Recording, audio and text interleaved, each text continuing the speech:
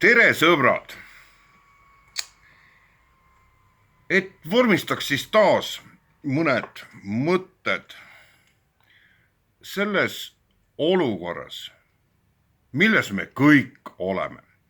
Aga ma hakkan peale kohe väga masendavate visioonidega. Ja seletan kohe ühtlasi ka ära, miks. Sellepärast, et kui esiteks võtta ette must stsenaarium, siis on see ositi läbi käidud teadvuses. See on vana filosoofia, kust ta pärineb, pole üldse oluline. Käia esiti läbi must stsenaarium. Kõige mustem stsenaarium ja siis kulgeda edasi. Sest inimene on siukene omapärane loomakene, et erinevalt muust loodust tõlgitseb tema aega. Erinevalt kõigist koduloomadest, kes elavad ju meie kõrvale, keda me ikka paneme tähele, nemad elavad praeguses hetkes. Ja see on ära tõestatud, et see nii ongi.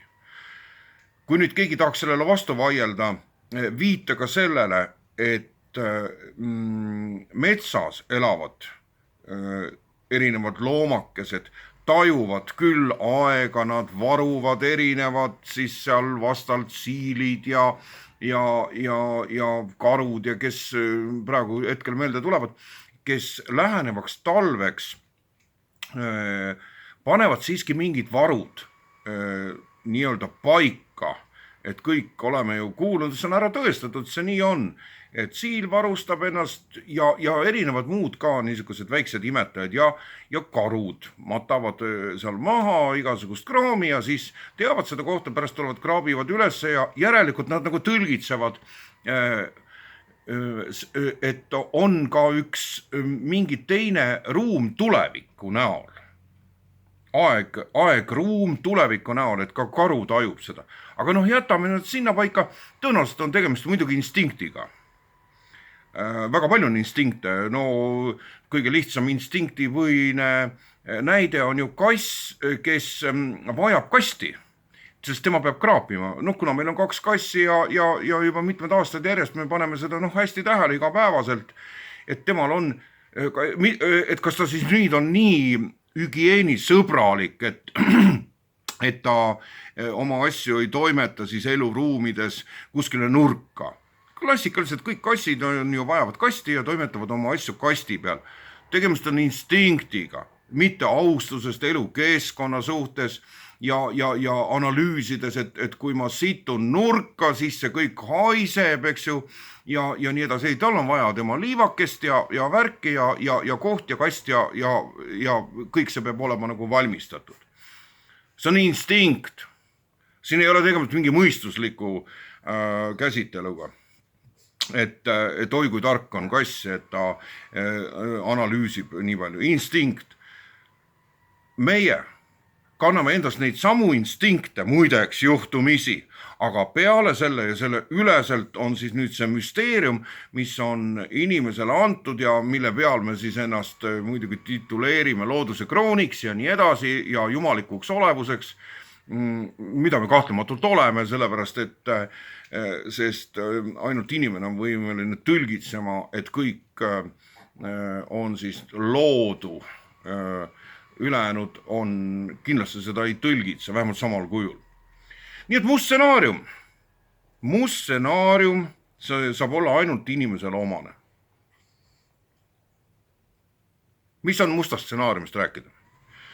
Must stsenaarium ütleb esiteks seda, et läheb hullemaks ja kordades hullemaks. Läheb nii hulluks, et ükski fantaasia ei küündi selleni. Mitte et tulemas on nälg, pimedus, sõda, kaos. Veel hullemaks võib minna. Aga mis ma sellega nüüd öelda tahan? Ma tahan ainult ühte lihtsat asja öelda. Et kui sa käid nad endas läbi, siis sa määratled ennast ja mitte ainult sina ja mitte ainult mina, vaid iga inimene, niimoodi töötab see mehaanika. Ma ei hakka teda mingite võimsate kujunditega katma, see on mehaanika, mis töötab meie meeltes. Asjad kontsentreeruvad, olukorrad kontsentreeruvad ja kõik käib läbi 2 peamise filtri.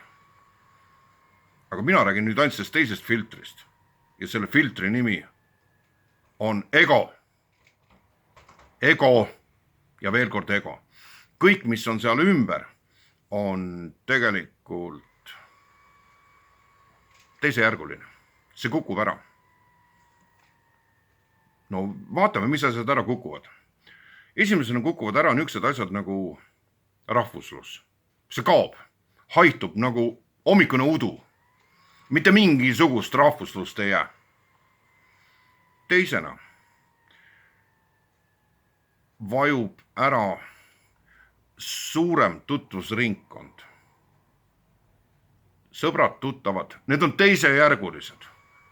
Kui tulevad kätte need päevad, need kaovad ära. Juhul kui oled perekonna inimene. No ja siin on nüüd, siin hakkavad nüüd niisugused kohad, kus üldistusi ei saa teha.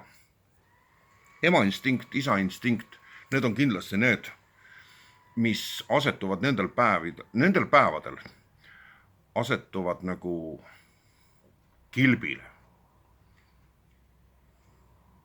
Aga mis asjad need on?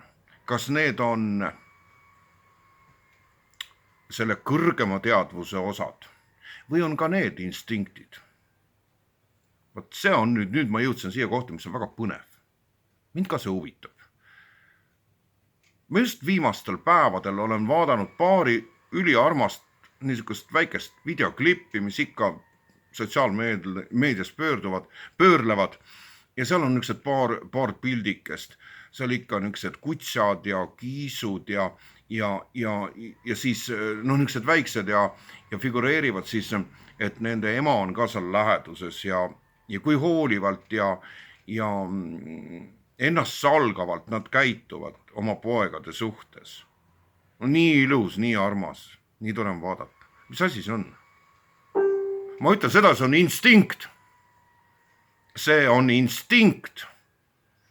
See ei seondu absoluutselt mitte mingisugusel kujul, mingisuguse üllapateetilise kaunis seisundiga, mis on meie hinges ohverdus, just eelkõige ohverdus.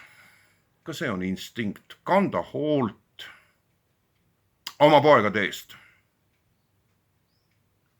Anda neile parem osa, olla kaitseks, loobuda nende kasuks mõningatest hüvedest, nagu toit eelkõige. Eelkõige toit, ma ütlen veel 3. kord, eelkõige toit. Sest lähenevate õuduste nimekirjas asetseb siis nüüd toidupuudus. Ma ei tea täpselt, ma ei ole prohvet, et ma saan selle paika panna. Kas on ta järjekorras 1., 2., 3. või 4. tegur lähenevate õuduste suhtes. Aga mis ma selle kõigega öelda tahan? Et see oleks nagu midagi nii novaatorlikku ja midagi niisugust, mis oleks mingi tohutu avastus. Kõik me kompame seda.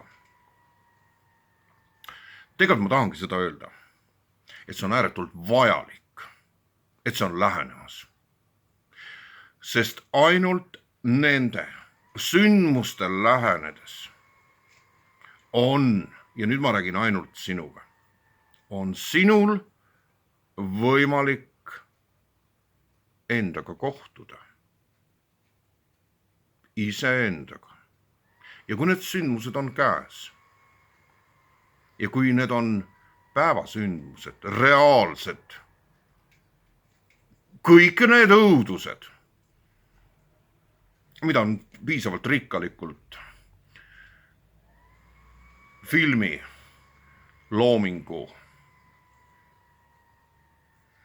maailm meile pärandanud, mida me kõik oleme neid õudusfilme näinud, ei ole ju kedagi, kes poleks näinud, kui sellest saabki reaalsus, siis suhtes nende sündmustega saad sa teada, kes sa oled. Suhtes kõigi sellega, mis siis toimuma hakkab. Mul on seda lihtne rääkida, sellepärast, et mul on üks usk,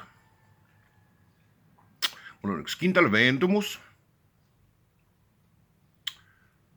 et kõik see, mis tuleb, on Jumalale tead. Ja ta laseb osaks saada igal indiviidil eraldi kõigist neist sündmustest. Igaüks suhestub nendega omamoodi. See saab võimas õppus olema. Ja ma pean ütlema seda, et see kõlab nii imelikult. Ma ei karda seda. Ma ei karda. Sellepärast see saab meile kõigile osaks. Keegi jääb puutumata. Meid kõiki testitakse personaalselt igat üht. Kuidas me sellest olukorrast läbi tuleme? Mis ja kuidas ja millal saab meile kõigile osaks. See ei jää tulemata. Aga et siia lõpetuseks siis nagu mõni niisugune konkreetne nagu pidepunkt ka. Konkreetseks pidepunktiks on see, et hangi endale juba aegsasti Georgi lint ja pane see endale määratud kohta, et siis kui see päev on käes, et siis sa saad selle kiiresti ja hangi kohe mitu tükki, et ta oleks ühe käe peal ja teise käe peal.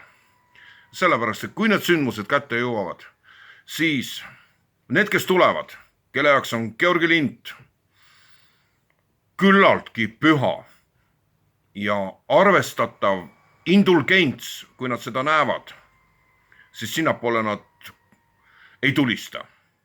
See on neile püha. Pane nad aegsasti valmis. Võib-olla neid ei lähe sul vaja. Aga hea, kui nad on sul olemas.